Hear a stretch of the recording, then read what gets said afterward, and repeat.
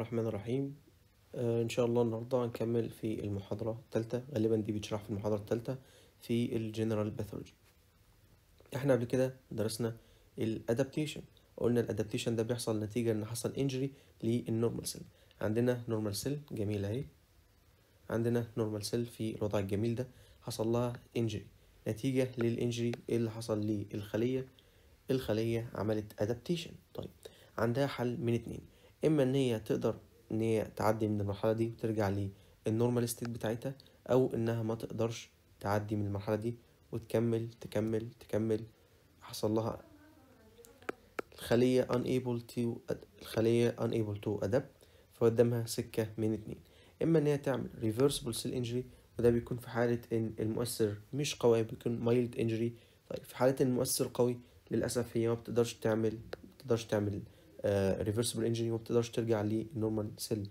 هي بتحصل لها ايه؟ بيحصل لها irreversible injury، والirreversible injury دي في الآخر هتأدي للسيل ده مش سكتنا دلوقتي، احنا سكتنا المايلد انجري. حصل لها ان هي كانت خلية كان حصل لها سيل انجري، عملت ادابتيشن، ما قدرتش ان هي ترجع للوضع الطبيعي، unable to adapt، عملت reversible cell injury. ايه هي reversible cell injury؟ reversible cell injury هو نوع من الانجري بيحصل للخلية، ولكن لحسن الحظ ممكن نرجع تاني للنورمال سيل لو شلنا المؤثر اللي ادى لده. طيب ايه هو برضو الانواع بتاعته؟ هنبدأ نتعرف على الانواع والاسباب وكل الحاجات دي واحدة واحدة. اول حاجة الكوز بتاع كل الكلام ده على بعضه ان حصل انجري. الانجري زي ما قلت لك ان هي مايلد، فادت ايه؟ ادت النو اي تي بي، مفيش اي تي بي جوه الخليه. فالخليه هتحصل لها مشكلتين. اول مشكله ان الصوديوم بوتاسيوم بامب، اللي هي حاجه مهمه جدا جدا في الخليه، اللي بتطلع الصوديوم او بتخلي تركيز الصوديوم بره اكبر وتركيز البوتاسيوم جوه اكبر، الكلام ده مش موجود. فايه اللي هيحصل ان الصوديوم يبدا يليك جوه طريق الليك تشانلز، الصوديوم يدخل جوه الخليه. طيب لما يدخل جوه الخليه، هل هو بيدخل لوحده؟ لا للاسف، هو بيدخل بيسحب معاه ميه. فايه اللي يؤدي لده؟ يؤدي ان الخليه تكبر، خليه تنتفخ، خليه يحصل لها سويلنج، ممكن الخليه دي تربشر. تمام. طيب تاني حاجه ناتجه عن عدم وجود اي تي بي هي disturbance للسيلولار ميتابوليزم. طرق الميتابوليزم او الباسوي بتاع الميتابوليزم في الغالب، او بعض الانواع منه، في حاجات بتطلع لك اي تي بي ودي بتحتاج اكسجين، في حاجات بتستهلك اي تي بي. تمام. طيب لما يبقاش في اي تي بي، الحاجه اللي احنا بنعمل لها ميتابوليزم يحصل لها accumulation. كلمه accumulation معناها ان هي تتراكم. طيب ايه مثلا من الحاجات دي احنا كنا بنعمل له ميتابوليزم؟ مثلا زي الجلايكوجين، زي الفات، زي البروتين، زي الكالسيوم. مثلا الكالسيوم مش بنعمله ميتابوليزم، يعني الكالسيوم بيدخل في باسوي جوه، بس لما ما بيكونش في اي تي بي فالباسوي ده مش هيشتغل، فالتركيز بتاعه النسبه بتاعته هيزيد. وحاجات تانية زي شويه بيجمنتس وحاجات من دي. لما الميه تزيد هيحصل حاجه اسمها هيدروبيك تشينج. احنا بنقول الاسم ومع دي كلمه تشينج عشان نشير ليه الانجري. هيحصل هيدروبيك تشينج. لما يتراكم فات هيؤدي ليه فاتي تشينج. لما يزيد البروتين هيؤدي ليه ميوكويد، هيؤدي لهايلاين تشينج. لما يزيد الكالسيوم هيؤدي لباثولوجيكال كالسيفيكيشن. لما تزيد البيجمنتس هيؤدي لهايبر بيجمنتيشن. تمام. كل ده هنبدأ نتعرف على الانواع واحده واحده، بس كل اللي عايزك تعرفه من الحوار ده كله: حصل انجري، مفيش اي تي بي، مفيش صوديوم بوتاسيوم بامب فالخليه تنتفخ، مفيش سيلولار ميتابوليزم او يحصل ديستربنس فالحاجات اللي احنا بنعملها ميتابوليزم هتتراكم. كل حاجه من دي يعني عباره عن كرايتيريا او عباره عن حاله هندرسها. هما كام حاجه اللي علينا؟ هما 6 انواع. تمام. ال6 انواع دول بيختلفوا في ايه؟ بيختلفوا في المورفولوجيكال فورم. كان عندنا خلايا طبيعيه اتراكم فيها ميه فعملت حاجه، كان عندنا خلايا طبيعيه اتراكم فيها فات، فعندنا خلايا طبيعيه اتراكم فيها بروتين، اتراكم فيها ميوكس، اتراكم فيها بيجمنت، اتراكم فيها كالسيوم، كل الكلام ده. تمام. بسم الله الرحمن الرحيم. كده نبدا نتعرف عليهم واحده واحده ونشوفهم من المذكره. طيب اول حاجه عندنا الهيدروبيك تشينج. يعني هيدروبيك تشينج، الهيدروبيك تشينج يعني في ميه، في ووتر هنا، الووتر ده اتراكم جوه الخلايا، ووتر اتراكم جوه الخلايا زي ما قلت لك، مفيش اي تي بي يطلع الصوديوم فالميه بتدخل جوه. ده ليه اسامي تانية، اسمه تاني كلاودي سويلنج او فاكيولار دي جنريشن. والاسامي دي مهمه جدا. اي حاجه ليها اسامي كتير في الباثولوجي او اي حاجه موست كومون، الحاجات دي بتكون مهمه جدا كام سي كيو. تمام. طيب نتيجة لأن الووتر اتراكم جوه فعملت حاجة كده شبه الغيوم شوية. تمام. اما ان انت تقول عليها شبه الغيوم فتسميها كلاودي سويلنج، او ان انت تقول عليها فاكيولار ديجنريشن، حصل فاكيولز، فراغات كده جوه التيشو. فده هو الهيدروبيك تشينج، وده نتيجه لتراكم الميه accumulation of water inside the cytoplasm of the cell. تاني نوع عندنا من التشينجز اللي هي الريفرسبل سيل انجري هي الفاتي تشينج. واحنا قلنا طالما ريفرسبل سيل انجري يبقى في accumulation. طيب في الحالة بتاعة الفاتي تشينج أكيد accumulation للفات، هي فعلا accumulation للفات، accumulation للنيوترال فات في البارينكيمال سيلز. يعني ايه نيوترال فات ويعني ايه بارينكيمال سيلز؟ النيوترال فات دي هي التراي اسايل جليسرول. طيب يعني ايه بارينكيمال سيلز؟ الاورجنز اللي مش مجوفه من جوه، اللي مش مجوفه من جوه زي الليفر، زي البرين، زي السبرين، بتتكون من قشره خارجيه اسمها كورتكس، وخلايا داخليه بقى اللي هي بتعمل الفانكشن بتاع الخليه دي اسمها البارينكيما. تمام تمام. فالاكيوميليشن بتاع الترايسال جليسرول ده بيكون فين؟ في الليفر او فين في الاورجن يعني؟ بيكون في البارينكيمال سيلز اللي هي الفانكشنال سيلز. طيب الاكيوميليشن ده فين؟ بيكون في الغالب في الليفر، بيعمل حاجه اسمها فاتي ليفر، بيكون ليها اسم تاني اسمه ستياتوزيس، بيكون غالبا في الفاتي ليفر. وممكن يكون في اورجانز تانية، تمام، زي مين؟ زي الهارت، زي السكيليتال ماسلز، زي الكدني. طيب عايزك بقى تاخد بالك من حاجه يعني غالبا مش بتتقال في المحاضره بس ساعات بتتقال في السكاشن وكده، فاعرفها من دلوقتي يعني. لو الفاتي تشينج ده في الليفر بيكون غالبا سببه توكسنز ادت لتراكم الفات، وده بيكون ديفيوز. التراكم ده بيكون ديفيوز يعني موجود في الاورجان كله بالشكل ده، مش في حته معينه، يعني مثلا مش هنا وهنا، لا بيكون في كله على بعض. شايف الاورجان كله شكله اصفر ازاي؟ طيب لو حصل في الهارت بيكون بسبب الهايبوكسيا، وفي الغالب بيكون لوكالايزد ازاي؟ زي الصوره دي، بص عامل ازاي. دي كده خلايا الهارت، تعرف بعد كده ان هي برانشنج بالشكل ده. بص الخلايا اللي لونها بني دي الخلايا الطبيعية. طب الجزء الأبيض ده اللي حصل فيه تراكم للفات، ده أبيض، ده بني، أبيض بني، بيكون عبارة عن alternation كده. تمام، يعني الحتة دي كده localized ده. يعني بص أرسمها لك أهي، عشان نجيب اللون فاتح شوية أهو. كده localized حتة وحتة، حتة وسايب حتة، حتة وسايب حتة. تمام تمام. المنظر ده في الغالب بنسميه تابي كات اللي هو بسبب القط البلد ده بيبقى اسمه تابي كات. تمام تمام، وده مهم للعمل يعني.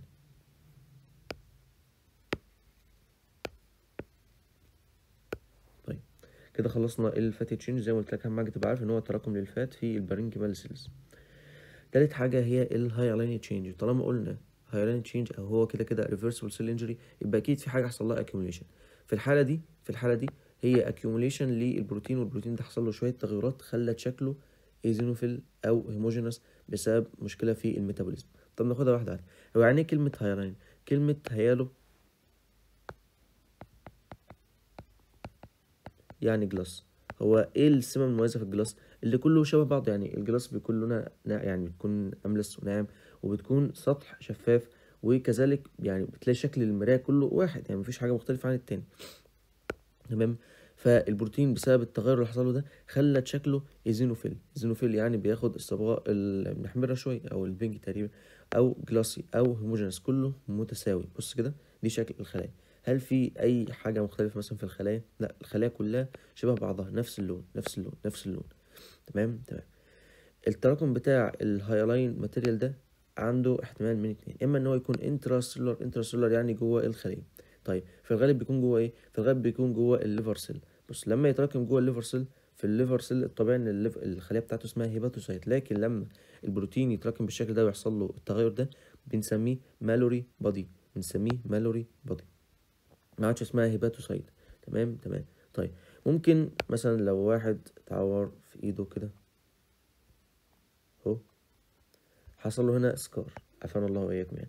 السكار ده بيكون مكان ميت، يعني بعد الجرح ده الخلايا هنا بتكون ميتة. لو الجرح كبير يعني وجرح عميق شويه، الخلايا دي بتموت، ما بتبقاش خلايا، بتبقى عباره عن كولاجين فايبرز متراكمه هنا بس عشان تسد المكان ده وخلاص. الاماكن دي او الحته دي بيجي يتراكم فيها الهايلاين ماتيريال، دي بتكون نوع من الاكسترا سيلولار، بيحصل ديبوزيشن للهايلاين ماتيريال في الاولد سكار. تمام تمام. كده احنا عرفنا المثالين. اهم حاجه هو التراكم للبروتين اللي لونه ايزينوفيل او هيموجينس، بيكون اما انتراسيلولار في الهيباتوسايت فات يبقى اسمها مالوري بودي، او اكسترا سيلولار في السكارز. طيب رابع حاجه ودي يعني ايه ركز فيها شويه، يعني هي الميوكويد تشينج. طالما قلنا تشينج او ريفرسبل سيل انجري يبقى اكيد حصل اكيوميليشن لحاجه. ايه الحاجه اللي هيحصل لها اكيوميليشن في الميوكويد؟ اكيد الميوسين. يعني اولا يعني ميوكويد يعني ميوسين. ميوكويد يعني مخاط. طيب ميوسين ماده مخاطيه او مخاط برضه. لازم تعرف ان في حاجه اسمها ميوكاس ممبرين. يعني ايه ميوكاس ممبرين؟ هي عباره كده عن اغشيه. الاغشيه دي زي مثلا الميوكوزا الموجوده في بقك كده. لو فتحت بقك وبصيت كده على شكل الجلد اللي جوه هتلاقي مش جلد، هتلاقي ميوكوزا، حاجه بتفرز ميوكاس سكريشن، يعني بتفرز مخاط. مثلا نفس الموضوع في الانف، نفس الموضوع في الريسبيراتوري تراكت، نفس الموضوع في جزء كبير جدا من الجي اي تي. ده بيكون ميوكاس ممبرين عشان تفرز ميوسين. الميوسين ده دوره ترطيب، دوره حمايه، بيمنع بيكون بارير ضد الجراثيم والبكتيريا والحاجات دي. تمام تمام. فهو الفكره ان هو ليه رينج طبيعي في الافراز. لو الافراز ده زاد وحصل اكيوميليشن للميوسين في الابيثيليال تيشو، انت عندك نوعين، نوع في الابيثيليال تيشو ونوع في الكونكتيف تيشو. لو حصل في الابيثيليال تيشو ده غالبا بيكون في الكاترال انفلاميشن اللي هو جاي من الكومون كولد. ده بيكون ايه؟ ده بيكون اكيوميليشن للميوكس في الريسبيراتوري تراكت. تمام. ده بيكون في ايه؟ ده ركز اهم حاجه يكون في الكومون كولد، وهتاخد الكاترال انفلاميشن ان شاء الله في الشابتر بتاع الانفلاميشن. تاني حاجة هي ميكسويد تشينج. ميكسويد تشينج ده بيكون في الكونكتيف تيشو، بيكون في التيومر. ده مثلا تيومر ده تراكم جواه ميوكس، تراكم جواه ميوكس لحد ما نفخه بقى عامل بالشكل ده. تمام. ده اسمه ميكزوما. ده بتكون ميكزوماتس تشينج. تمام تمام. اهم حاجة تعرف ان هو في الكونكتيف تيشو وبيكون في التيومر. تمام تمام. كده خلصنا رابع نوع. بعد كده عندنا البيجمنت. يعني ايه بيجمنت؟ يعني ان واحد تناول شيء معين او في مركب معين دخل جسمه وتراكم في جسمه بشكل كبير، غير لون جلده او غير اللون بتاعه. تمام. سواء جلد بقى او اماكن معينه. تمام. فده كله بسبب ان البيجمنت دي زاد نسبتها في الجسم. اهم حاجه تعرف ان هي هتغير الكلر. طيب البيجمنت دي كده كده هتكون موجوده في جسمك. طيب اما انها تكون جايه لك من بره او تكون هي في الطبيعه موجوده في جسمك ونسبتها زادت. تمام تمام. طيب اول نوع هناخده هو الاكزوجينس. اكزوجينس يعني داخل جسمك. طيب داخل جسمك بكام طريقه؟ ليها 3 طرق. اما ان هي تكون inhaled، تمام، او ingested او injected. inhaled معناها داخله لجسمك عن طريق التنفس، ان انت شميت الحاجه دي ودخلت للرئه. الانجستد معناها ان حاجه انت اكلتها فلما تراكمت بشكل كبير في جسمك غيرت لونك بشكل معين. والانجكتد معناها حاجه انت حقنتها في جسمك بطريقه ما، ودي بتكون التاتو اللي هو الوشم يعني. طيب ناخدهم واحده واحده. اول حاجه عندك الانهيلد. انت ممكن تكون في مكان جنبك مصانع فيكون في كربون كتير جدا جاي من المصانع دي، فالكربون ده لما تشمه او يدخل جسمك هيعمل لك حاجه اسمها انثراكوزس في الرئه، وبتكون عامله بالشكل ده، بتعمل بلاك بوينتس كده او بيدي لون بلاك ده للرئه. ده هو الانثراكوز. كل الكلام ده هنجيب مذكرات دلوقتي ونشوف التفاصيل بتاعته، بس يعني ناخد نظره عامه عنه الاول عشان يعني الموضوع يكون سهل يعني. تاني حاجه بعد كده عندنا الانجستد. الانجستد يعني حاجه انت اكلتها، اعتبر ان ده موز. اول حاجه او نقول انواعهم وخلاص. اول حاجه ارجيريا او كرونيك ليد بويزنينج او هايبر كاروتونيميا. الارجيريا دي يعني حتى لو انت برضو تاخد بالك من حاجات، اولها حرف او يعني هي حرف اي جي. اي جي ده رمز ايه؟ ده رمز السيلفر اللي هو الفضه. ده فعلا ده بسبب ان انت بتاخد حاجات فيها سيلفر كتير، بتاكل حاجات فيها سيلفر كتير، فده ادى لتراكمها في جسمك وادالك اللون البراون. هتلاقي ان اللون ده براون شويه او بني شويه عن النورمال بتاع الشخص. تاني حاجة كرونيك ليد بويزنينج. الليد دي اللي هي الرصاص. حد تناول او تعرض لمواد فيها رصاص او تناول مواد فيها رصاص فده عملت له بويزنينج. البويزنينج ده من علاماته ان بيكون عنده بلو لاين، خط ازرق كده ماشي على الاسنان. ده كده من علامات الكرونيك ليد بويزنينج. تالت حاجة هايبر كاروتونيميا. كاروت وإيميا، يعني واحد قاعد ياكل كاروتس كتير او قاعد ياخد جزر كتير لدرجة ان الكاروتين الموجود جواه بدأ يزيد جوه جسمه، فعمل له كده اللون اللي هو اليلو شريد. تمام تمام. دي كده الانجستد. اخر حاجة وهي الانجكتد وهي الوشم او التاتو. احب اعرفك اكيد انت عارف ان ده حرام طبعا ومؤذي جدا. فالمهم ده بيدي اللون البلاك عن طريق ان انت بتحقن صبغات كده تحت الجلد. تمام. فالخلايا ذات نفسها بتتصبغ باللون ده وبتديك اللون بتاع الحاجة دي. المهم تعالى بقى ناخد الاكزوجينس بشيء من التفصيل. الاكزوجينوس بيجمنت هي بيجمنت انتروديوسد تو ذا بودي، يعني هي هتدخل للجسم من بره، مش هتكون موجوده في الجسم بشكل طبيعي ونسبتها تزيد، لا. تمام تمام. او مش هتتكون داخل الجسم، لا، دي هي هتدخل لك من بره. اول نوع هو الانهيلد، وده بيكون فيه الانثراكوز. ده بيكون بسبب ايه؟ بيكون بسبب ان الكربون اتومز قعدت تترسب هنا لحد ما عملت لك اللون الاسود ده. تمام تمام. ده بيكون ازاي؟ هل ده بيكون حاجه اكيوت؟ لا، دي بتكون حاجه بتاخد فتره طويله جدا، عن طريق ان هي تقعد ترسب فور ميني ييرز. واحد ساكن جنب مصنع سنين طويله، يعني واحده واحده هتلاقي ان الحاجه دي بدات تترسب عنده في الرئه.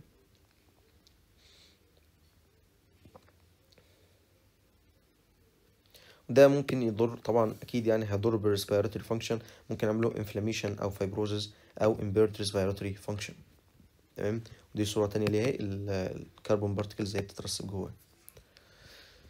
بعد كده الانجستد ثلاث انواع: ارجيريا، كرونيك ليد بويزنينج، كاروتونيميا. الارجيريا دي بتكون بسبب ايه؟ دي بتكون ان انت قعدت تتناول سيلفر، سيلفر لفتره طويله، فده ادى لبراون بيجمنتيشن لجلدك او للبول اللي هي الانتستين او للكدني. تمام، اكيد هتبقى باينه اكتر على السكن. طيب، تاني نوع هو كرونيك ليد بويزنينج، واحد تناول حاجات فيها رصاص لفترة طويلة أو بشكل كبير، فده أدى لبويزنينج. البويزنينج ده من علاماته إن بيكون في بلو لاين كده عند الأسنان بتاعتك بالشكل ده. تمام تمام. الكلام ده يعني عايز بسك يعني تبقى مرتاح، الكلام ده سهل جدا، لأن هو هيجيلك في الام سي كيو، يقول لك يعني مثلا يجيب لك مثلا، اما ان هو يجيب لك الكلمه دي، اقول لك كرونيك ليد بويزنينج، وتختار ان هو بيعمل بلو لاين على التيث، او العكس يقول لك بلو لاين على التيث، دي بتبقى اسمها ايه؟ اسمها كرونيك ليد بويزنينج، او من علامات ايه؟ من علامات الكرونيك ليد بويزنينج. فدي اسهل حاجه، ما فيهاش ابداع يعني، فاهمني؟ تالت حاجه وهي الكاروتونيميا واحد تناول الكاروت كتير، تناول جزر كتير، والجزر بيحتوي على الكاروتين، فده ادى لان نسبته في الدم ترتفع، فلما نسبته في الدم ترتفع عملت لك اللون ده اللي هو يعني لون برتقالي شويه او يلو تو ريد. تمام، على السكن. اخر حاجه خالص وهي الانجكتد بيجمنت، دي بتكون انت بتدي صبغات في الخلايا بتاعت الجلد، فبتعمل لك الشكل ده، وزي ما قلت لك ده حرام. ده بتكون بيرمننت، يعني بتكون ثابته في الجلد، عشان تشيلها يعني بتبقى صعبه جدا يعني. تمام، دي كده الاكزوجينوس بيجمنت. بعد كده عندنا الاندوجينوس بيجمنت. يعني اندوجينوس بيجمنت معناها ان دي حاجه موجوده في الطبيعه جوه جسم الانسان، ولكن نسبتها زادت، فلما نسبتها زادت غيرت لون شيء معين في جسم الانسان، سواء كان بقى الجلد بقى او ال او اورجان معين. هو ممكن نسبتها تزيد او تقل، هتعرف دلوقتي في المثال اللي هو بتاع الميلانين. تنقسم لكام نوع؟ 3 انواع او 3 امثله اللي علينا. اول حاجه الميلانين، ودي الصبغه الطبيعيه اللي موجوده في الجلد، واللي بتدينا لون الجلد. كل ما قلت كل ما كان لون البشره افتح، كل ما زادت كل ما كان لون البشره اغمق. يبقى انت طبيعي تعرف ان الشخص اللي هو الابيض بيكون عنده الميلانين اقل، شخص او اصحاب البشره السوداء بتكون الميلانين عندهم اكبر. طيب، تاني حاجه اسمها لايبوفيوسين او لايبوفوكسين او لايبوفيشين بيجمنت، ودي لها اسم تاني لايبوكروم بيجمنت، هتعرف المثال بتاعها كمان شويه.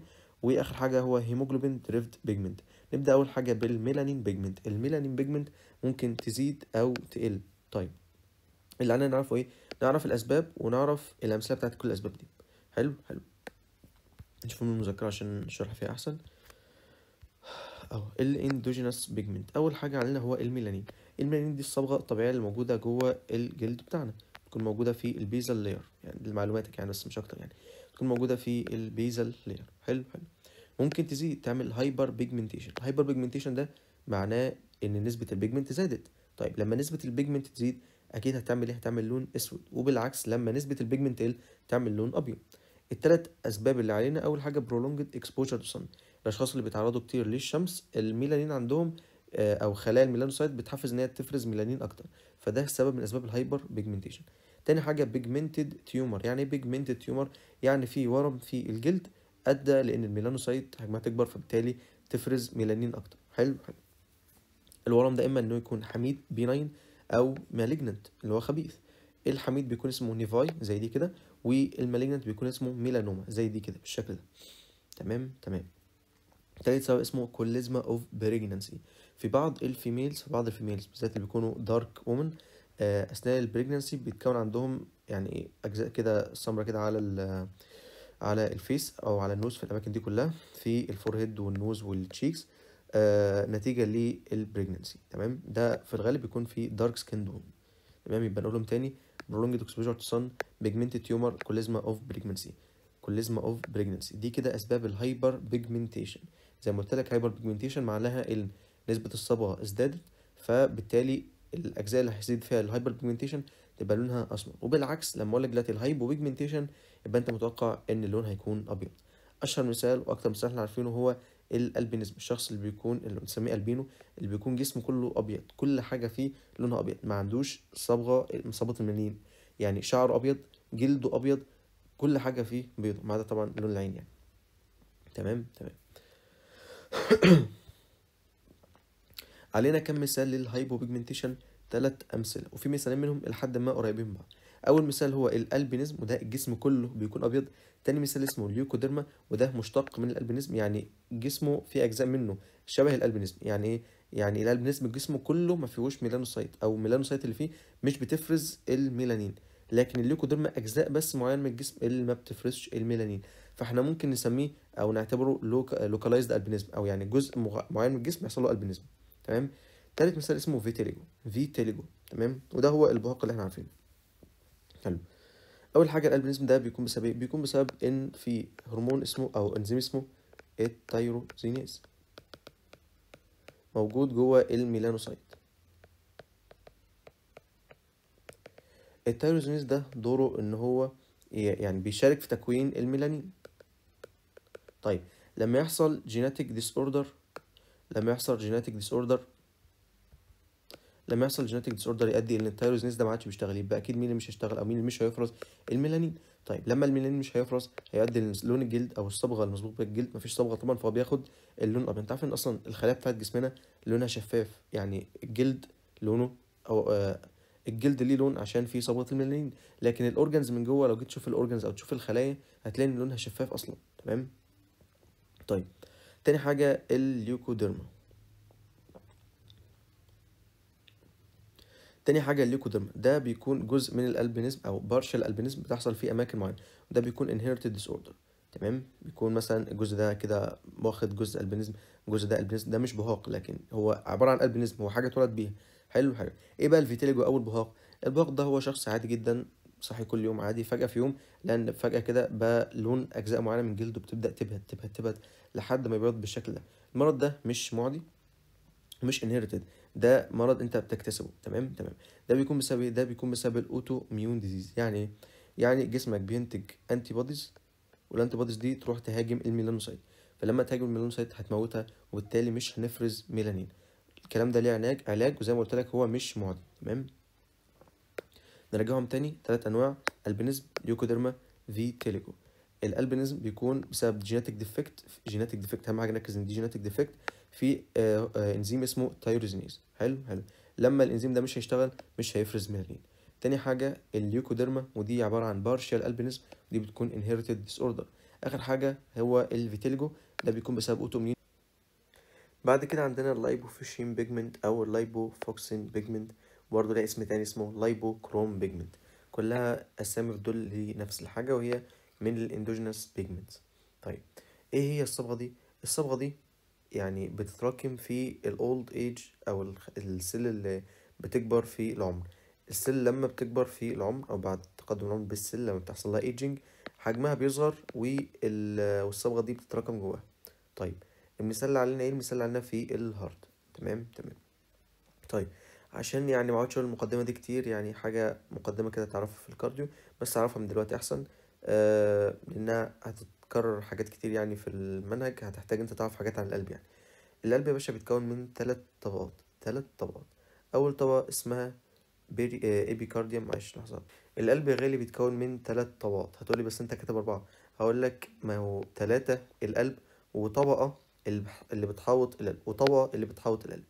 الطبقة الأولى من القلب اسمها إبيكارديوم، دي اللي بتكون فوق خالص. اللي تحتها دي المايوكارديوم، طالما مايو يبقى دي إيه؟ يبقى دي العضلة ذات نفسها، دي عضلة القلب هي المايوكارديوم. والاندوكارديوم دي اللي بتغطي أو بتعمل لايننج للاندوكارديوم من جوه عشان تكون عاملة كونتاكت مع الدم اللي جوه القلب. حلو حلو. البريكارديوم ده إيه؟ البريكارديوم دي طبقة كون من طبقتين يعني بيحوطوا القلب عشان يحميه ويدعمه ويثبته، حوارات كتير كده يعني. تمام.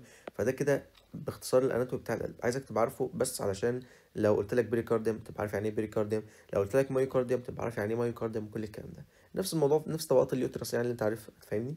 تمام. طيب حاجه كمان، اغلب الخلايا في الوضع الطبيعي او في الوضع الطبيعي بتاع الخلايا هي بتستهلك فيول. طيب ايه الفيول الاساسي بتاع الخلايا، او ايه الحاجه اللي الخلايا بتستخدمها غالبا يعني؟ الفيول ده هو الجلوكوز. يعني اعتبر إن ده جيركن او جيركن بنزين وهي بتستخدم الجلوكوز. عادي ممكن الخلايا تعمل او تستخدم فات مثلا في اوقات، ممكن تستخدم حاجات تانية تحولها لجلوكوز، بس بشكل عام يعني اهم حاجه هو الجلوكوز، انها مصدر سريع. تمام. طيب ايه مشكلة الجلوكوز؟ مشكلة الجلوكوز ان بعد فترة من انت تستخدم جلوكوز او تحرق جلوكوز، لو مثلا في العضلات في السكيليتال المصل، لو انت بتحرق جلوكوز لفترة طويلة الاكسجين هيخلص، مفيش اكسجين، فانت هتضطر ان انت تحرق الاكسجين لا هويا او تعمل نون اوكسيديتيف فوسفوريليشن، او يعني مش فاكر اسمها ايه في البايو يعني، بس انت بتستخدم الجلوكوز في عدم وجود الاكسجين. ده هيؤدي لايه؟ ده هيؤدي لتراكم حمض اللاكتيك. ايه مشكلة حمض اللاكتيك ده؟ ان هو بيعمل مصل الفتيج. يعني تخيل انت عادي تبقى في الجيم فتلاقي عضلة الكتف تعبت شوية فتريح، لكن لو انت بتستخدم نفس الفيول ده مع عضلة القلب، ايه اللي هيحصل؟ عضلة القلب هتتعب. هل انت تحب ان عضلة القلب تتعب؟ هل انت تحب ان عضلة القلب تريح شوية مثلا؟ يعني تيجي شوية كده تقول لك مش هموت، لا ما ينفعش. فعشان كده يعني الحمد لله ان عضله القلب مش بتستخدم الجلوكوز، ولكنها بتستخدم بديلا عنه، بتستخدم الفات. ليه؟ لان الفات مش هيخلي اللاكتيك اسيد يتراكم. تمام. طيب ولذلك مع استخدام الفات كتير، يعني بعد اولد ايج، يعني واحد كبر في السن جدا، بتلاقي ان اتراكم عنده اللايبوفيوسين بيجمنت. تمام. لايبو جاي من كلمه فات. حلو. فلما تتراكم عنده اللايبوفيوسين بيجمنت دي بتؤدي لايه؟ دي بتؤدي لبراون اتروفي اوف ذا هارت. دي هي الكاركترز بتاعتها. دي كده الجريد فيزلز اللي هي البلمونري ترانك والاورطه. لو لاحظت هتلاقي ان حجمها الى حد ما مقارب الى ما يكون اكبر من حجم القلب. المفروض ان حجمه اكبر من كده. تمام. فلما حجم القلب بيصغر بتلاقي ان ده بقى حجمها اكبر. فانت اول حاجه تعرف ان حجم القلب صغر، دي اول كاركتر. لما حجم القلب صغر هتلاقي او هيظهر قدامك ان الجريد فيزلز حجمها بقى اكبر. تالت حاجة هتاخد بالك منها وهي إن طبقة البريكارديوم، المفروض يعني كنت أجيب لك صور البريكارديوم بس عامة يعني طبقة البريكارديوم اختفت، أو البريكارديال الفات الموجود في البريكارديال اختفى، ما عادش موجود. تمام. تعال نقرأ كده من المذكرة نشوف الحوار. عندنا صبغة اللايبوفيشن بيجمنت دي لونها يلوش براون، دي المفروض إن هي موجودة في الطبيعي جوه الخلية. طيب بعد اولد ايج الخلايا بيحصل لها اتروفي، والبيجمنت دي بتتراكم في ايه؟ البيجمنت دي نتيجة انها بتتراكم في الخلايا الكبيرة في السن، فعشان كده بيسميها وير اند تير بيجمنت. وير اند تير تقريبا وير اند تير معناها يعني التقطيع والاستخدام، يعني حاجة استخدمتها لفترة طويلة، ف يعني ده العلامة اللي بتدل على انها بقت اولد ايج. طيب البراون اتروفي اوف ذا هارت. البراون اتروفي اوف ذا هارت ده بيكون بسبب ايه؟ بيكون بسبب السينايل اتروفي، او بنسميه سينايل اتروفي. كلمة سينايل معناها ان اولد ايج. البيكتشر بقى والميكروسكوبيك في الحاجات اللي انت هتشوفها في تحت الميكروسكوب. اول حاجه هتلاقي ان حجم القلب صغر، او حجم الخلايا بتاعه القلب صغر. تاني حاجه البريكارديال فات اختفى، ما عادش موجود. الميوكارديوم او الخلايا بتاعه القلب اللي هي دي بقت لونها براونش نتيجه لتراكم الصبغه دي جواها. اخر حاجه زي ما قلت لك هو ان الارتريز بتاعه الجريد فيزلز هيبقى شكلها كبير، تبقى اكبر. ليه؟ نتيجه ان حجم القلب ذات نفسه صغر. حلو. كذلك بتكون تورشس معناها ان هي عامله كده يعني. حاجه كمان هو ان انت هتلاقي لو دي مثلا عندك دي النيوكليس، هتلاقي ان الجرانيولز اللي هي اللايبوفيسين بيجمنت لانها متحوطه كده في السنترال نيوكليس او حوالين السنترال نيوكليس، وبيكون لونها جولدن براون. تمام. دي اهم حاجه تبقى عارف يعني، زي ما قلت لك انت عارف ان هي القلب بيحصل له اتروفي كده. ده البراون اتروفي في ظهر تبع اللايبوفيسين بيجمنت. اخر حاجه خالص في البيجمنت والحاجه اللي قبل الاخيره في المحاضره وهي الهيموجلوبين ديريفد بيجمنت. في رسمه بسيطه كده عايزك تبقى عارفها برضو علشان تبقى عارف احنا بنتكلم عن ايه، يعني لو فهمتها تبقى خلاص ظبطت الدنيا، ومش محتاج ان انت تبقى بتحفظ الكلام ده وخلاص. تمام. الار بي سيز ليها عمر معين في الجسم تقريبا 120 يوم. بعد العمر ده لازم تروح تتكسر. بتروح فين؟ تروح للسبلين. السبلين بياخد الهيموجلوبين اللي جواها ويكسره لهيم وجلوبين، اكيد بديهي. طيب سيبك من الجلوبين، خلينا مع الهيم. هيم يعني ليه علاقة بالحديد. طيب بيقسموا الجزئين، جزء بالطريق طبعا انزيمات موجودة جواه، جزء اللي هو الفيرس اللي هو الحديد ذات نفسه، وجزء تاني صبغة اسمها بيليفيردين. البيليفيردين دي صبغة خضرا شوية. البيليفيردين دي عن طريق بعض الانزيمات بتتحول لبيلي روبين. بيلي روبين، البيلي روبين دي صبغة صفراء. تمام. البيليروبين في الحالة دي بيكون unconjugated. يعني unconjugated يعني مش مرتبط بأي حاجة، ده مش بيدوب في المية، احنا عايزين نتخلص منها أصلا، الجزء ده احنا عايزين نتخلص منه. فعشان نتخلص منه ونعمل له excretion، تعرفوا الكلام ده طبعا مع الفارما، يبقى احنا نحاول ايه، نحوله ل conjugated. طب مين بقى اللي هيعمل conjugation ده؟ الليفر. يدخل الليفر، بعد ما دخل الليفر يبقى conjugated bilirubin ونقدر نتخلص منه.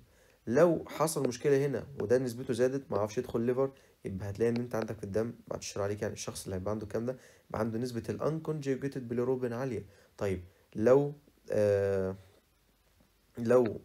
يعني كان في مشكلة هنا، او لو الخلايا دي اشتغلت بشكل اكبر فزاد عندك نسبة الكونجيوجيتد bilirubin، او لو ما عرفتش تتخلص منها هيزيد عندك نسبة الكونجيوجيتد bilirubin. تمام.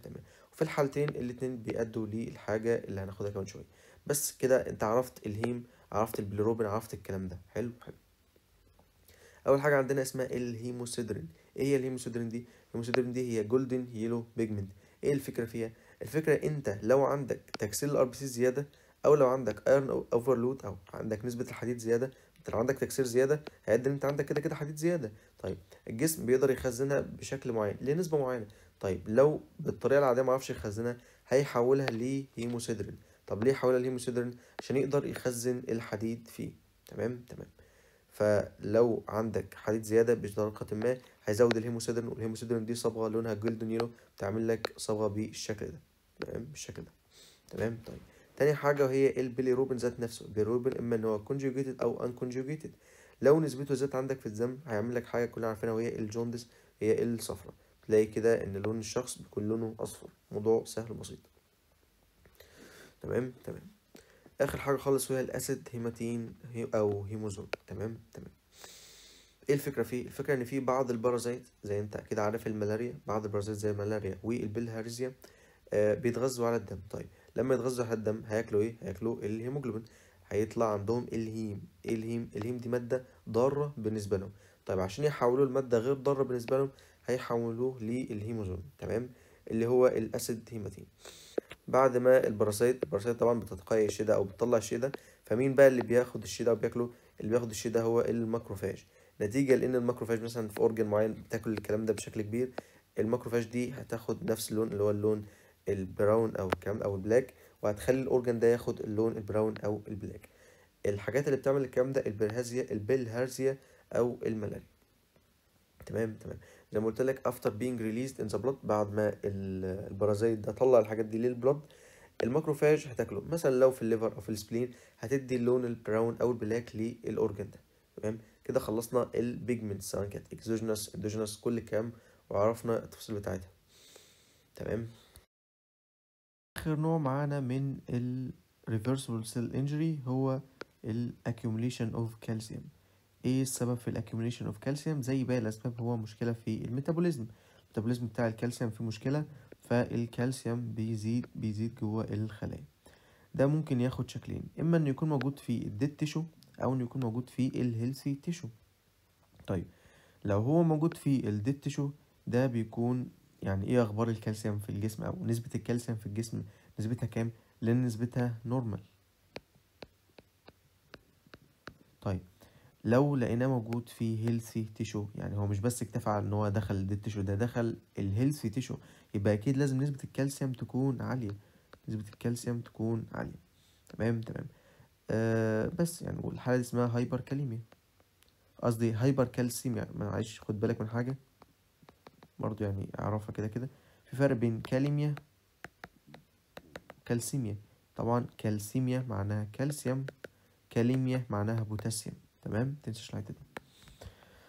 هنشوف بقى definition بتاع الباثولوجيكال calcification: deposition of calcium salts in tissue other than bone. هو الطبيعي ان هو يحصل calcification في البون، ولكن لو حصل في اورجان تاني يبقى ده ايه؟ يبقى ده باثولوجي.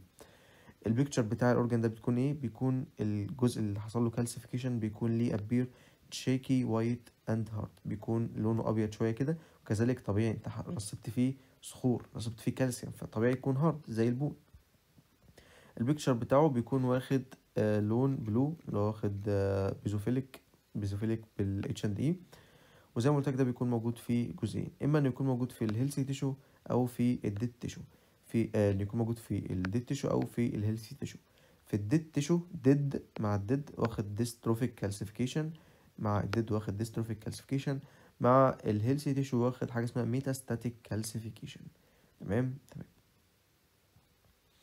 والكالسيوم ليفل، السيرم ليفل بتاع الكالسيوم في الديستروفيك لما يكون الخلايا ديد ده بتكون نورمال، اما في الميتاستاتيك في اللايف او في الخلايا الحيه دي بتكون اليفيتد، بيكون هايبر كاليميا، عنده هايبر كاليميا، او ده ناتج من هايبر كاليميا.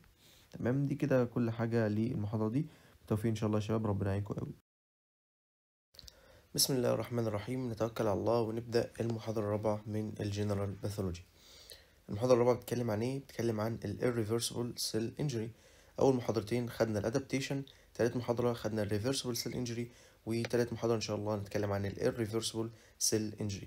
تعالى نعيد الدياجرام اللي ما بنزهقش منه ونعيده مرتين وتلاتة وأربعة. عندنا normal cell في الوضع الطبيعي. النورمال سيل عشان يحصل لها، أو يعني من الآخر يعني الباثولوجي اللي احنا بنتكلم عنه ممكن يحصل له تلات حاجات. أول حاجة إنها تتحط تحت ستريس بسيط يعني، فالخلية تعرف تعمل ادابتيشن وتتأقلم مع الادابتيشن زي الاتروفي، هايبرتروفي، هايبربليجيا، ميتابليجيا، وديسبليجيا. او ممكن يحصل لها انجري ولكنها بسيطة شوية. تمام تمام. مايلد انجري تعمل لك ايه؟ بعد شوية عليك انا بتكلم بشكل عام يعني. تعمل irreversible cell injury. ايه هي irreversible cell injury اللي قلناها؟ من الاخر هي بتعمل accumulation لحاجة جوه الخلية، اما انها تعمل accumulation لوتر او بروتين او فات او كالسيوم او بيجمنت وهكذا. لو الخلية حصل لها سيفير انجري قوية جدا من أول مرة، يعني هي نورمال سيل على طول حصل لها سيفير انجري، فالخلية بكل بساطة هيحصل لها irreversible cell injury وهتؤدي لسيل ديث. تمام تمام. طيب هل ممكن الخلية تنتقل من مرحلة لمرحلة؟ عادي. ممكن الخلية في الأول يبقى عليها ستريس بسيط فتعمل ادابتيشن، الحاجات اللي قلنا عليها. طيب الاسترس ده زاد شوية فهي مش قادرة تعمل ادابت فحصل لها reversible cell injury. طيب لو الانجري ده استمر لفترة طويلة بشكل أقوى هيحصل لها إيه؟ للأسف الخلايا هيحصل لها سيل ديث أو الخلايا هتموت. تمام تمام. احنا النهاردة هنتكلم عن إيه؟ النهاردة هنتكلم عن ال irreversible cell injury. أول حاجة عايزين نتكلم عن الكوزز بتاعة ال irreversible cell injury. هي نفس الكوزز بتاعة الانجري العادية، زي إيه؟ اللي كنا مجمعينهم في جملة ايبك جين بي 2، اللي هي الجينetics والفيزيكال والكيميكال والانجيريوس ايجنتس والانفكشن والايديوباثيك وكل الحاجات دي. هياها اللي عملت الادابتيشن، هي اللي عملت الريفرسبل سيل انجري، هي اللي عملت الريفرسبل سيل انجري. تمام تمام. ولكن الفكرة ان هي بتستمر لفترة طويلة بتكون اقوى، فده يؤدي لموت الخلية. طيب احنا هنشوف ايه لو بصينا على الخلية من الميكروسكوب؟ بكل بساطة هنشوف شوية تغيرات هتحصل في السيتوبلازم، تمام، وشوية تغيرات هتحصل في النيوكليوس. أول حاجة ايه اللي ممكن يحصل في النيوكليوس؟ يا ترى مثلا ايه اللي ممكن نشوفه حصل في النيوكليوس؟ ممكن نلاقي شوية فاكيولز كده. يا ترى ايه اللي ممكن نلاقيه في السيتوبلازم؟ أول حاجة هنلاقي شوية فاكيولز كده بدأت تتجمع في السيتوبلازم. تاني حاجة ممكن نلاقي كالسيوم. ليه؟ هقول لك دلوقتي. بص يا دكتورة، من الآخر اللي بيحصل هو ايه؟ عندك الخلايا الطبيعية ايه؟ حصل لها انجري او يعني جالها انجري قوية. ايه اللي يحصل؟ ده كده السيل ممبرين بتاعها. السيل ممبرين ده فجأة هتلاقي فيه فراغات كده، تلاقي السيل ممبرين بدأ يتكسر، نفس النيوكليوس عادية. ايه اللي هيحصل؟ في شوية حاجات جوه تطلع بره وشوية حاجات بره تدخل جوه.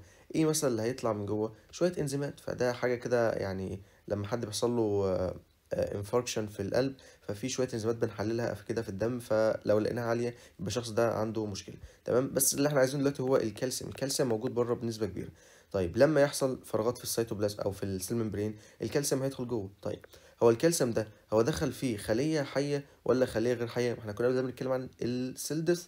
دخل فيه خليه ميته، يبقى هيعمل ايه؟ لو فاكر المحاضره اللي فاتت هيعمل ديستروفيك كالسيفيكيشن. تمام، يبقى احنا هنا مجرد ان احنا شرحنا الشكل البسيط ده فاحنا فهمناه مش بس حفظناه. حصل سيل ديس فالممبرين اتكسر فالكالسيوم دخل، هو دخل في خليه ميته فعمل لك ديستروف او عمل للشخص ده ديستروفيك كالسيفيكيشن. تمام، دي كده الحاجات اللي ممكن نلاقيها على السيتوبلازم. ممكن نلاقي فاكيولز حصلت في السيتوبلازم، او الكالسيوم زاد في السيتوبلازم فعمل ديستروفيك كالسيفيكيشن لانها خليه ميته مش ميتاستاتيك اللي بيحصل في الخلايا الحيه. تمام. وانا طبعا زي الديستروفيك كالسيفيكيشن العادي السيروم ليفل بتاع الكالسيوم بيكون نورمال. طيب ايه اللي ممكن نلاقيه حصل في النيوكليوس؟ دي نيوكليوس عاديه، او دي شكل الخليه العاديه وجواها النيوكليوس. لو خدت بالك هتلاقي ان النيوكليوس حجمها قل ده عن طريق حاجه اسمها بيكنوزس. لما حجم الخليه بيقل او حجم النواه بيقل بنسمي ده بيكنوزس. طيب تاني حاجه هتحصل اسمها كاريو ريكسس. يعني ايه كلمه كاريو اصلا؟ لو سمعت قبل كده عن، اكيد انت خدت في المايكرو بروكاريوتكس وايوكاريوتكس. بروكاريوتكس معناه اوليات النواه، وايوكاريوتكس معناها حقيقيات النواه، او يعني تقريبا برو معناها غير حقيقية النواه، ايا كان يعني. المهم اللي احنا عايزين نعرف ان كلمة كاريو معناها نيوكليوس. تمام. فلما اقول لك كاريو ريكسس، كلمة ريكسس معناها فراجمنتيشن. شايف نفس النواه ده ايه حصل لها فراجمنتيشن، ادت ان تتقطع بالشكل ده. كاريو ريكسس.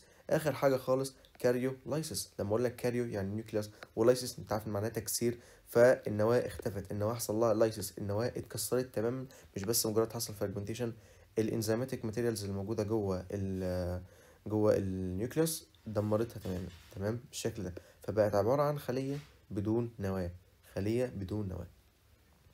المراحل ايه تاني كنت كاتبهم؟ بيكنوزيس، كاريوريكسس، كاريولايسيس. تمام كده عرفنا الشكل بتاعها. تعالى بقى نشوف الكلام ده في المذكرة. اتكلمنا عن الirreversible cell injury. في برضه دايجرام هنا عايزك تشوفه، نفس الدايجرام اهو اللي قلنا عليه اهو. عندك نورمال سيل في الوضع الطبيعي، حصل لها ستريس فعملت ادابتيشن. طيب الستريس ده كان بسيط يعني. طيب لو حصل لها انجري قويه او انجري اقوى شويه من الستريس، يحصل لها سيل انجري اللي هي ريفرسبل. حلو.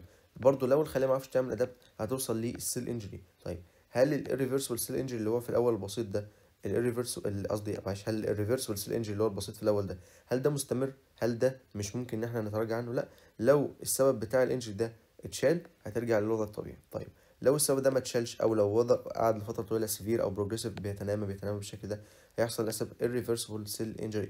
ودول هما النيكروزس والايبوبتوزس، ودول اللي احنا هندرسهم ان شاء الله في المحاضره دي. تمام.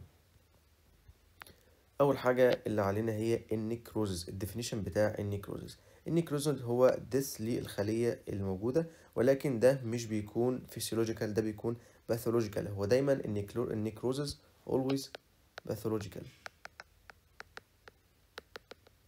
حلو. طيب ايه هي الاسباب بتاعه النيكروزس؟ الاسباب بتاعه النيكروزس هو الاسباب العاديه بتاعه السيل انجري، ان ممكن يجي لك او يجي حاجه في الجينيتكس، حاجه كيميكال، حاجه فيزيكال، حاجه انفكشن، او اي حاجه من الحاجات دي تؤدي للنيكروزس. طيب شكل الخليه بيكون عامل ازاي؟ شكل الخليه بيكون اوبيك يلو، بيكون لونها اوبيك يلو. السيتوبلازم ممكن يحصل فيه فاكيولز، او ممكن يحصل فيه ديستروفيك كالسيفيكيشن. وفي الحاله دي احنا بنشوف السيتوبلازم هوموجينوس وايزينوفيليك. تمام.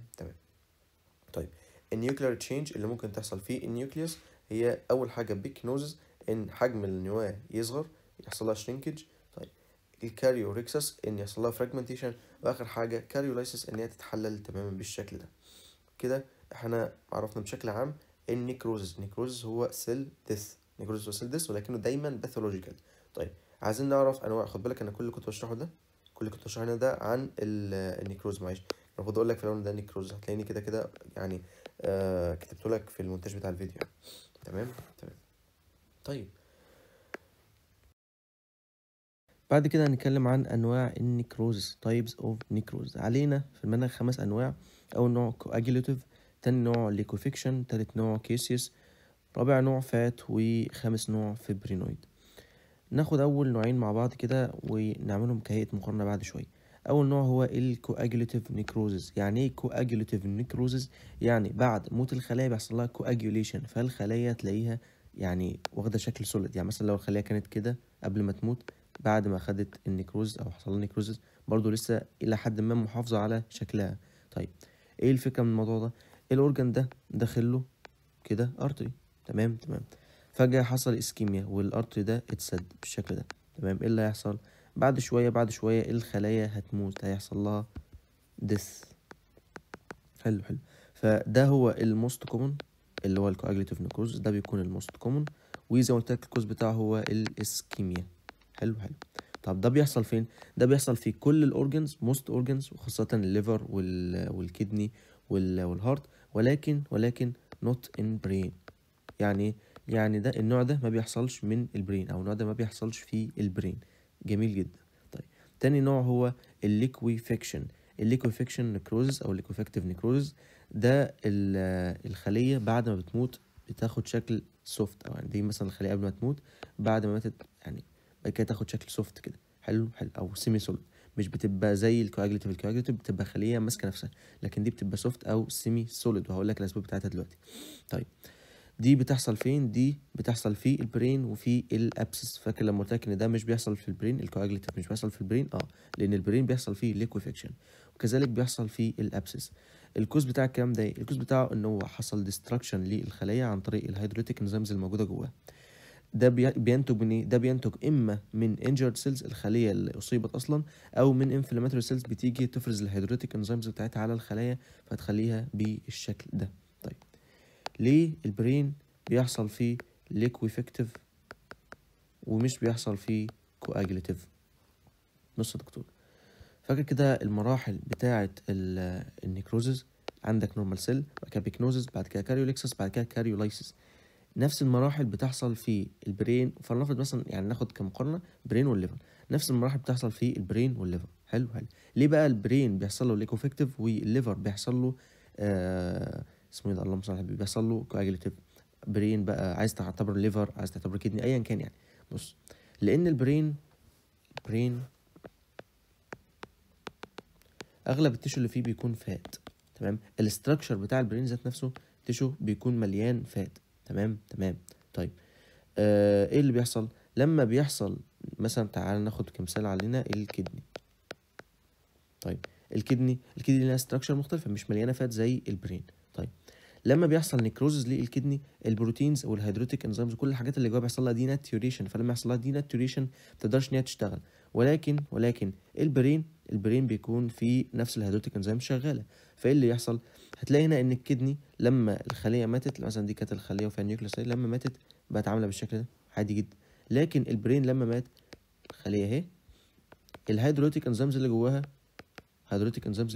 تبدا ان هي ايه، تكسرها بالشكل ده، تخليها سوفت او فيربل او سيمي سوليد، تمام تمام. فده هو السبب. كذلك ان الماكروفاج الموجوده في البرين بتفرز الهيدروليتيك انزيمز اللي بتكسر الخلايا بالشكل ده. حلو حلو. على عكس باقي الاورجنز، الهيدروليتيك انزيمز او مش بيفرز جواها هيدروليتيك انزيمز، والماكروفاج مش بتفرز هيدروليتيك انزيمز عليها عشان تخليها بالشكل ده. حلو حلو. كده عرفنا السبب.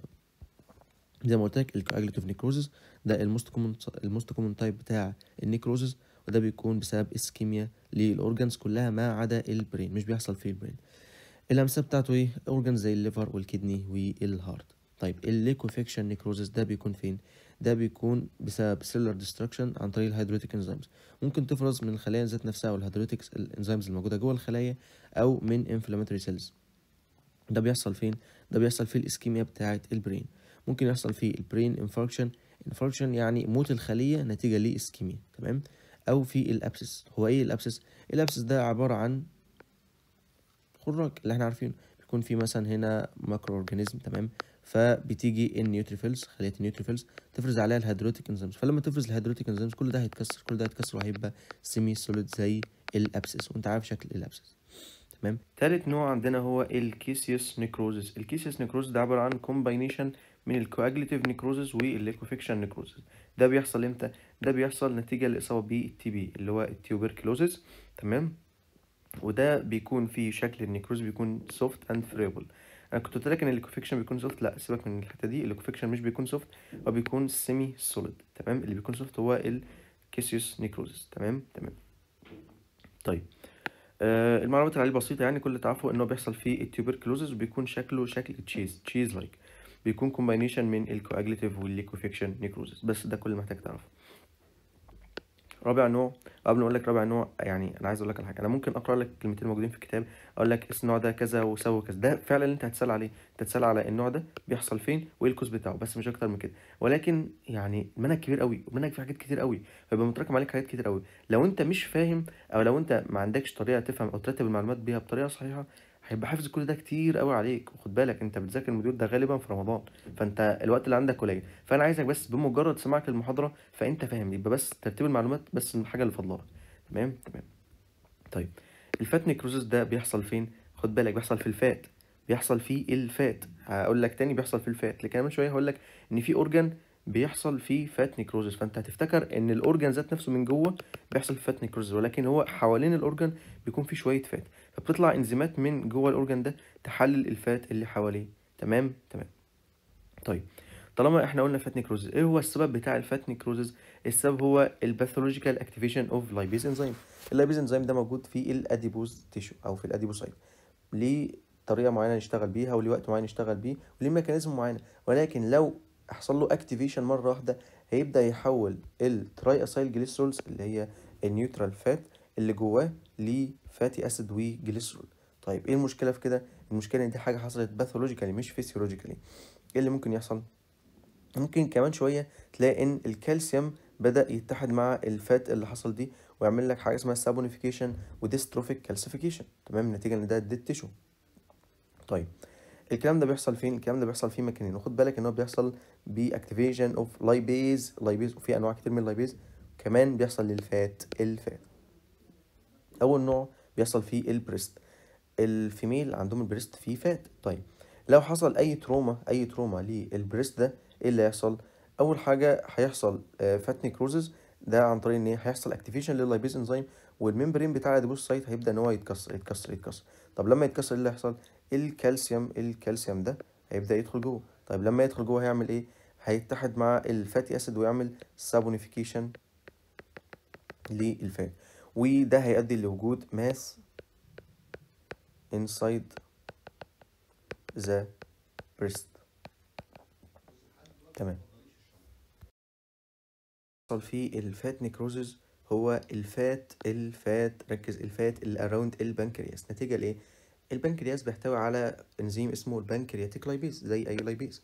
البنكرياتيك لايبيز ده لما بيكون الشخص عنده بنكرياتيتس، في حالة البنكرياتيتس اللي هو التهاب البنكرياس، فبيبدأ ان هو يطلع بره، فلما يطلع بره البنكرياس بيبدأ ان هو يهضم او يكسر الفات اللي حوالين البنكرياس، وده هو الفات نيكروز. تمام تمام. فات نيكروز من المذكرة caused by activation of lipase in adipocyte، تمام، او الاكشن اوف lipase on adipocyte، معلش مش ان on adipocyte، لانه ممكن يحصل من lipase جاي من بنكرياس. الاماكن بتاعته مكانين، اما في البريست او في البنكرياس. في البريست بيكون بسبب ايه؟ بيكون بسبب تروما، تيشو تروما ادت للرابشر بتاع الفات سيلز والاكتيفيشن بتاع اللايبيز، فلما حصل ده التاج اتحول لترايسلجليسرول، اتحول لجليسرول و 3 فاتي اسيد، دخل الكالسيوم عمل ديبوزيشن جوه الخليه وعمل سابونيفيكيشن فادى لتكوين تيشو ماس انسايد ذا بريست. تاني نوع هو الانزيماتيك فات نيكروزس، ده بيكون بسبب الاكتيفيشن للبنكرياتيك لايبيز في حالة البنكرياتيتس، الاكيوت بنكرياتيتس. تمام، ده كده الفات نيكروزس. خالص في النيكروزس هو فيبرينويد نيكروزس، ده بيكون بسبب ايه؟ ده بيكون بسبب اوتو اميون ديزيز، يعني الجسم بيهاجم نفسه عن طريق المناعة، وبيكون بسبب الارتريولارز هايبرتنشن. ايه اللي بيحصل في الكلام ده؟ اللي بيحصل ان الارتريز بيبدأ يتكون فيها ماتيريال كده شبه الفايبر، لما الارتري او الخلايا بتاعته تبدأ تموت تبدأ يتكون فيها ماتيريال كده شبه الفايبر.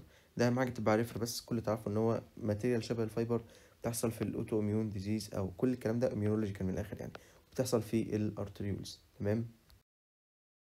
بعد كده نتكلم عن الابوبتوزس. احنا قلنا ان السيل ديس نوعين، نوع اسمه نيكروزس، تمام، ونوع اسمه ابوبتوزس، وقلنا ان النيكروزس ده بيكون معاه انفلاميشن وبيكون معاه موت للخلايا. نفس الموضوع الابوبتوزس بيكون معاه موت للخلايا، ولكن بدون انفلاميشن. طيب ايه هو الديفينيشن بتاع الابوبتوزس؟ الديفينيشن بتاعه هو بروجرام سيل ديس، هو موت للخلايا بشكل منظم، تمام، ولكن بدون انفلاميشن، على عكس النيكروزس. طيب ايه هي الستيمولس اللي ممكن تؤدي لحدوث الابوبتوزس؟ الستيمولس دي ممكن تكون سيل انجري، زي الحاجات اللي احنا خدناها، الجينيتك والكيميكال والفيزيكال كل الكلام ده. ممكن يكون دي ان اي دامج، مثلا فري راديكالز، فيروس ادى لتدمير الدي ان اي، انزيم معين اتفعل جوه النيوكلاس فدمر جزء من الدي ان اي. فالخلية عشان تحمي نفسها او عشان تحمي الخلايا اللي حواليها لازم تضحي بنفسها ولازم تعمل ابوبتوزس. طيب ممكن ايه تاني يؤدي لموت الخلايا؟ ممكن يكون ان الجروس فاكتورز ما عادتش بتفرز بالشكل الكافي، فده ادى لان بعض الخلايا تموت. ممكن تكون ان الهرمونز ما عادتش بتفرز بالشكل الكافي، فده ادى لموت الخلايا. هتقول لي طب ما احنا كنا خدنا حته ان الهرمونات قلت مع الاتروفي. اقول لك اه ماشي، ما هو في الاول هيحصل اتروفي وبعد كده لو كمل هيحصل ايبوبتوزيس. تمام، يبقى قلنا ان الايبوبتوزيس هو بروجرامد سيل ديث بدون انفلاميشن، على عكس النيكروزيس. الاستيمولاس بتاعه الايبوبتوزيس سيل انجري او دامج للدي ان ايه، او ان الجروس فاكتورز قلت والهرمونات قلت. تمام. طيب عايزين نتعرف بقى على الخطوات بتاعه الايبوبتوزيس زي ما خدنا الخطوات بتاعه النيكروزيس. اول خطوه بتحصل في الايبوبتوزيس هو ان حجم الخليه بيبدا يقل. حجم الخليه مثلا لو كان كده يبقى كده. تمام. دي اول خطوه. تاني خطوه زي الخطوتين الاولانيين في النيكروزيس بيتكرروا هنا. يعني مثلا احنا قلنا ان اول خطوه هي السيل ان حجم الخلايا يقل، تاني وتالت خطوه نفس اللي حصل في النيكروزيس، حصل بيكنوزيس وحصل كاريوريكسس هو ان لحظه كده ويحصل فراجمنتيشن للدي ان اي. بيكنوزيس معناها ان حجم النيوكليوس قل، اما كاريوريكسس معناها ان النيوكليوس دي اتقطعت كذا حته بالشكل ده. طيب هل هيحصل كاريولايسيس؟ هل الحاجات دي هيحصل لها لايسيس؟ لا، مش هيحصل كاريولايسيس، ولكن هيحصل حاجه مختلفه. لو قلنا كده ان دي خليه اهي وده السيل ممبرين بتاعها، هيبدا السيل ممبرين ده يحصل له فراجمنتيشن كده، او يحصل السيل ممبرين كده يبدا ينفصل منه اجزاء وتعمل فراجمنتيشن. تمام. بعد كده الخلايا كلها على بعضها، يعني مثلا في الاول كده بدأ يعمل فراجمنتيشن. تمام، بدأ يحصل حاجة اسمها ميمبرين بليبس، او بدأ يحصل حاجة اسمها ميمبرين بليبس. بدأت الخلايا او بدأت السيل ممبرين يتقطع او ياخد اشكال كده بليبس كده. تمام، دي اسمها بليبس. تمام. بعد كده ايه اللي حصل؟ بعد كده البليبس دي حصل لها فراجمنتيشن، او الخلايا ذات نفسها حصل لها فراجمنتيشن. دي اسمها ايه؟ دي اسمها ابوبتيك بوديز. الحاجات دي اسمها ابوبتيك بوديز. تمام. طيب ايه هي الخطوه اللي بعد كده؟ الخطوه اللي بعد كده ان هيجي ماكروفاج، تيجي خليها ماكروفاج تاكل كل الكلام ده، تعمل له انجلفمنت كده وتاكله وتقطعه وتكسره وتخلص منه. تمام. باقي الخطوات اهي. نعيد تاني. اول حاجه حجم الخليه قل، تاني حاجه النيوكليس بتاعت الخليه صغرت البيكنوزس، تالت حاجه النيوكليس بتاعت الخليه حصل لها فريجمنتيشن اتقطعت بالشكل ده كده، رابع حاجه ممبرين بليبس، السيل ممبرين اخد اشكال كده زوائد كده وبدا ان الخليه نفسها تتقطع. خامس حاجه الابوبتيك بوديز، الخلايا ذات نفسها اتقطعت بالشكل ده. اخر حاجه خالص جت ماكروفاج او جت اي خليه من بره وكلت كل الكلام ده وخلصتنا منه. هو ده الابوبتوزيس، ولا حصل انفلاميشن ولا حصل اي حاجه، وكان موت هادي وبسيط جدا. الابوبتوزيس ممكن يحصل لخليه واحده او مجموعه من الخلايا. ممكن يحصل سيل انجري او دي ان اي دامج لخليه واحده، فالخليه بدل ما يحصل لها كانسر او اي حاجه من الحاجات دي وتاذي الخليه اللي حواليها، الخليه بتعمل ابوبتوزيس عشان تريح الناس من شرها. ممكن تحصل مجموعه من الخلايا لو الجروث فاكتورز بشكل عام قلت، فتحصل مجموعه من الخلايا الهرمونز قلت فتحصل فالخليه تبدا تقتل نفسها. تمام كده خدنا الحاجات دي، تعال نشوفها من المذكرة. الابوبتوزيس هو الديفينيشن بتاعه هو specialized او programmed cell death without inflammatory response، على عكس النيكروزيس. بأكد لك تاني على عكس النيكروزيس. طيب الابوبتوزيس ده ممكن يأثر على خلية واحدة او مجموعة من الخلايا، وكذلك ممكن يكون physiological او pathological. طب ايه الفرق بينه وبين النيكروزيس؟ النيكروزيس دايما باثولوجيكال، جه انفلاميشن او جت حاجه من بره ادت لموت الخلايا عن طريق النيكروزيس اللي هو باثولوجيكال كونديشن. اما الابوبتوز ممكن يحصل فيه فيسيولوجيكال كونديشن وهقول لك عليها دلوقتي. ايه هي المورفولوجيكال فيتشرز او الستبس اللي بتحصل في الابوبتوز؟ اول حاجه السيل شرينك، السايز بتاع الخليه بيبدا يقل، كذلك الخليه بتاخد او السيتوبلازم بتاع الخليه بياخد لون ايزينوفيليك، نفس اللي حصل في النيكروزيس. فاحنا ممكن هنا نطلع حاجات زي النيكروزيس وحاجات عكس النيكروزيس. في النيكروزيس نفس الموضوع، خدت الايزينوفيليك سيتوبلازم. في النيكروزيس برضو والابوبتوزيس هيحصل ايه؟ هيحصل بيكنوزيس، الكروماتين الموجود جوه الخليه لو عامل بالشكل ده كده يبدا ان هو شرينك بالشكل ده، فالنيوكليس هتلاقي ان هي حجمها صغر، ده هو البيكنوزيس. تالت حاجه فراجمنتيشن للنيوكليس، النيوكليس تبدا ان هي تتقطع بالشكل اللي موجود هنا ده كده، النيوكليس تبدا تتقطع، ده اسمه كاريوريكسس. طيب رابع حاجه فورميشن اوف سيتوبلازميك ممبرين بليبس. ايه هي السيتوبلازميك ممبرين بليبس؟ هي عباره عن بروجيكشن، يعني دي كده شكل السيل ممبرين العادي، فجأة بدأ يطلع منه حاجات بالشكل ده، الحاجات دي كبرت اهي، هي دي البروجيكشن او هي دي الممبرين بليبس. خامس خطوة، الحاجات دي هيحصل لها فراجمنتيشن، الخلية ذات نفسها تبدأ اتقطعت بالشكل ده. المفروض يكون في هنا خطوة كمان، وهي ان الماكروفاج جات وكلت كل الكلام ده، ولكن هي مش موجودة في الرسم يعني. تمام. phagocytosis of apoptic bodies by the macrophage، ودي صورة للفاجوسيتوز. يعني مثلا اعتبر ان دي هي، بس دي موجودة يعني على باثوجينز، اعتبر ان دي هي الاجزاء بتاعة الابوبتيك بوديز، تيجي الخلية تقف عندها كده، تعملها انجلفمنت وتمسكها جوه، وتجيب اللايسومال الانزيمز بتاعتها وتكسرها، وكده خلصت منها. تمام. ايه هي الحالات اللي ممكن يحصل فيها الكلام ده؟ الحاجات دي قد تكون فيسيولوجيكال بالشكل ده كده، ممكن تكون باثولوجيكال. الفيسيولوجيكال هتلاقي نفسك عارف اجزاء منها. الثايموس، هو مش الثايموس دي كان بيحصل لها اتروفي؟ بيحصل لها اتروفي وبيحصل لها ابوبتوزس، بتخلص او ما عادتش بتبقى موجوده في الجسم، ده بيكون في الايرلي ايج. تاني حاجه زي ما قلت لك برضو في الامبريونيك ديفلوبمنت، انت عارف ان عندك حاجه اسمها فيتال ممبرين، زي ايه؟ زي الامنيون والكوريون وال اسمه ايه وحاجات كتير، يعني حاجات كتير موجوده، والديزيدا وكل الكلام ده، دي كلها فيتال ممبرينز، حاجات بتكون محيطه بالامبريو، ولكنها مش بتشارك في حاجه فيه. كل الحاجات دي بتحصل لها ايبوبتوزيس وبتنتهي. حاجة كمان هي إن في خلايا بتموت مع نفسها. الخلايا لما بتكبر في السن لازم تموت. ليه؟ لأن ممكن الخلايا دي تقلب بكانسر، أو الدي ان ايه يحصل له مشاكل فتقلب بكانسر وكلام من ده. فنورمال سيل تيرن اوفر يعني الحاجة بتموت لوحدها يعني. ده كده الفسيولوجي. آخر حاجة عندنا وهي الباثولوجيكال كونديشنز بتاعة الأيبوبتوزيس. علينا 3 أمثلة، والسؤال ده تقريبا كان جاي السنة اللي فاتت شورت نوت. تمام، تكتب الحاجة وتكتب المثال بتاعها، تكتب الحاجة وتكتب المثال بتاعها في أي سؤال انيميريت في الباثولوجي.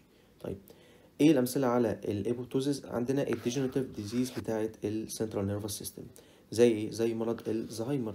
المرض الزهايمر بيحصل ايبوبتوزيس للسيلز. والباركنسون ديزيز، الباركنسون ديزيز ده اللي هو الشلل الرعاش. طيب، اللي بعده هو السيل ديس في الفيرال انفكشن. طيب، لو جه هيباتيتس او فيرال هيباتيتس اصاب الهيباتوسايت، فالهيباتوسايت بتتحول لحاجه اسمها، بتحصل لها ابوبتوزيس، ولما تحصل لها ابوبتوزيس بتتحول لحاجه اسمها كونسلمان بوديز. يعني نتيجة لأن الهيباتوسايت حصل لها ايبوبتوزيس ظهرت بالشكل ده اللي هو كونسلمان بوديز. طيب، آخر حاجة خالص هو السيل ديس في التيومرز نتيجة للكيموثيرابيوتيك ايجنتس. الناس اللي عندها سرطان عافانا الله وإياكم بياخدوا أدوية كيماوية. الأدوية الكيماوية دي دورها إن هي تخلي الخلايا اللي أصيبت بالسرطان أو التيومر سيلز يحصل لها ايبوبتوزيس وتموت لوحدها. تمام. تعال نعمل مقارنة لذيذة كده عن الابوبتوزيس والنيكروزيس. في الابوبتوزيس الديفينيشن بتاع النيكروزيس هو ان الخليه تموت نتيجه لانفلاماتوري ريسبونس او بيكون معاها انفلاماتوري ريسبونس. الابوبتوزيس هو بروجرام سيل ديس بيحصل بدون انفلاماتوري ريسبونس. طيب، الاسباب بتاعته، الابوبتوزيس بيكون فيسيولوجيكال وباثولوجيكال، اما النيكروزيس دايما باثولوجيكال، تكون اما هايبوكسيا او توكسينز او حاجات من. تمام. المورفولوجي اللي بيحصل في الايبوبتوزيس، خلينا الاول في النيكروز. في النيكروزيس بيكون في انفلاماتوري ريسبونس، لازم يكون في انفلاماتوري ريسبونس، اما في الايبوبتوزيس مفيش. في النيكروز بيكون مجموعه كبيره من الخلايا جنب بعضها، اما في الايبوبتوزيس خليه واحده او مجموعه صغيره من الخلايا. في النيكروزيس بيحصل سويلنج للخليه في الاول. طب ليه بيحصل سويلنج؟ مفيش اي تي بي، فلما مفيش اي تي بي الصوديوم هيدخل يجيب معاه ميه فالخليه تتنفخ، ده السبب بتاع السويلنج. اما في الايبوبتوزيس الخليه بتصغر. تمام. في النيكروزز الاتنين بيحصل فيهم بيكنوزز والاتنين بيحصل فيهم كاريوركسس. اما في النيكروزز الممبرين بيبدا ان هو يحصل له ديستربنس، فالحاجات تدخل جوه ويحصل دامج للاورجانيلز، النيوكلاس بتاعها يحصل لها كاريولايسيس. اما في الابوبتوزيس سيتوبلازميك بليبس، الخليه تبدا تعمل بالشكل ده كده، بعد كده يحصل ابوبتيك بوديز، ان كل جزء كده من الخليه تقدر تقطع كده مع بعضها، وبعد كده الفاجوسيتك سيلز تيجي تاكل كل الكلام ده. في الاخر برضو نفس الموضوع، يعني حاجتين متشابهين مع النيكروزز والايبوبتوزز. الفاجوسايتس بتخلصنا من الحاجات دي. تمام. ده كده كانت محاضرة السيل ديس. بالتوفيق ان شاء الله دكاترة، واي حد يحتاج اي حاجة يبعتلي. والسلام عليكم ورحمة الله وبركاته.